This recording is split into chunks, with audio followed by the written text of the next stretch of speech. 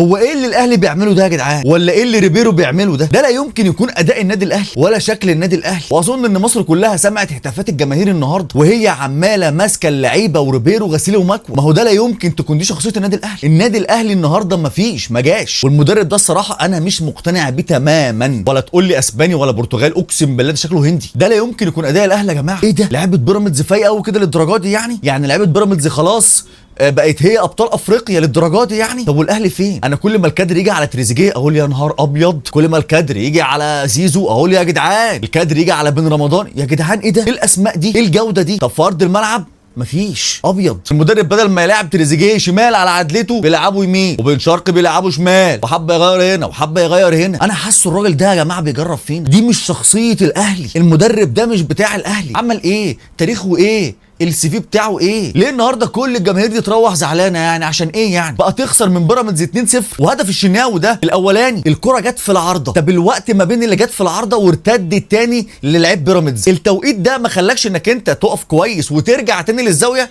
يا جدعان مش هينفع. اللعيبه مش مركزه، اللعيبه ذهنيا مش موجودين، بدنيا مش موجودين. هو ده فريق اسكوادو من افضل لاعبي افريقيا الا اذا ما كانش الافضل اصلا. بكلمك عن تريزيجيه، بكلمك عن زيزو، بكلمك عن بن شرقي، بكلمك عن محمد شريف، وفي نص الملعب انت معاك بن رمضان واليو ديانج. ايه يا ابو الكباتن في ايه؟ والله العظيم ريبيرو ده طول ما هو في الاهلي احنا بنضيع وقت. والدوري انا مش بقول لك هيضيع الدوري، هتقول لي واحد لسه في الاول هيضيع بالطريقه ده. هيضيع. انت ولا عارف تكسب محله، انت ولا عارف تكسب بيراميدز، وكل الماتشات بتبقى صعب عليك، وشكل الاهلي مش باين. مفيش حاجه، مفيش جمله، مفيش حاجه اشوفها اقول ده الراجل ده يستنى شويه، الراجل ده يا جماعه هيجي منه. مفيش. وانت ابو الكباتن لازم تقول لي رايك في التعليقات. هل ده اداء فريق ممكن يكون بطل افريقيا؟